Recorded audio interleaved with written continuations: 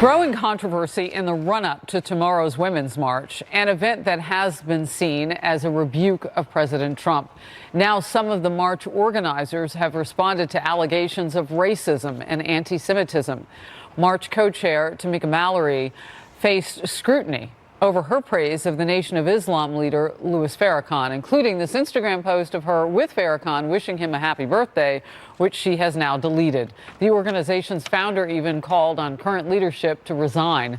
The DNC has dropped its sponsorship. The march controversy is posing a question for Democrats, whether they can keep a big tent together ahead of the 2020 election. Meanwhile, some conservative women being left out of the march altogether, as an op-ed in Newsmax puts it this way, quote, "There is a simmering disdain for conservative female voters who prioritize lower taxes, less government, stronger national security, and conservative judges in 2016. Even more, they betrayed the ultimate feminist goal, electing a woman to the highest office," end quote.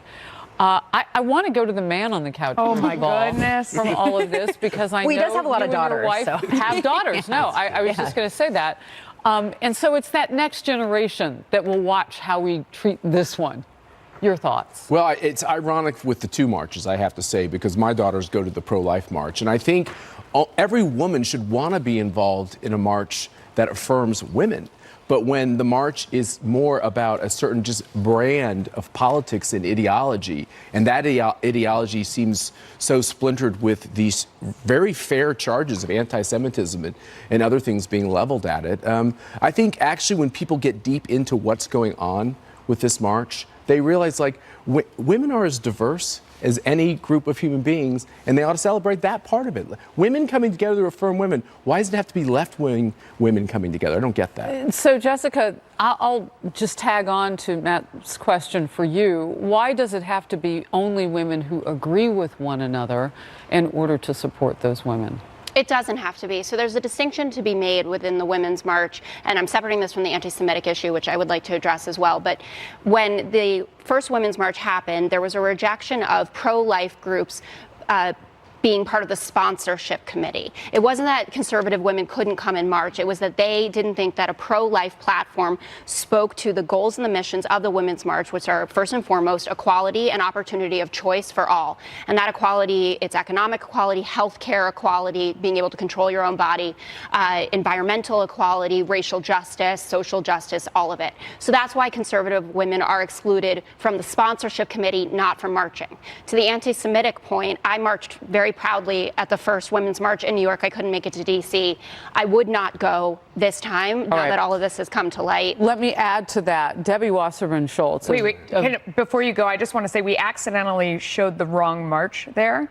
It is actually, we showed the live march that is going on right now, which is the March for Life, as opposed to the Women's March, which is going on tomorrow. I'm sorry to interrupt you. I didn't want to let any more time go by. No, before I'm we glad you did that. Go ahead. Yes, no, please. But what I was going to say is Debbie Wasserman Schultz, former DNC leadership, wrote something akin to what you just said in an op-ed today for USA Today. She says, while I still firmly believe in the values and mission, I cannot associate with the national women's leaders and principles which refuse to completely repudiate anti-Semitism and all forms of bigotry. I cannot walk shoulder to shoulder with leaders who lock arms with outspoken peddlers of hate. Yeah, that's absolutely it. I mean, the Women's March was conceived to protect marginalized communities, and anyone who would deny that Jews are a marginalized community are living on another planet.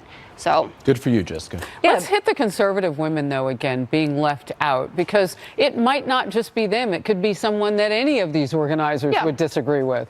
Well, look, the Women's March doesn't represent all women. It's Jessica laid out largely progressive viewpoints and platform, and that's what the Women's March stands for. It is a progressive platform, and now it's been tinged with anti-Semitism, and now it's become a toxic brand, which is why you've seen these sponsors like the DNC pull out. They don't want to be affiliated with it. It shouldn't really be that hard when you see someone like Tamika Mallory to say that someone who says that Jews are termites or akin to Satan, it should be pretty easy to condemn condemned that. So now the march has become toxic, and there's also competing marches tomorrow with with other conservative Locally groups, organized. different groups.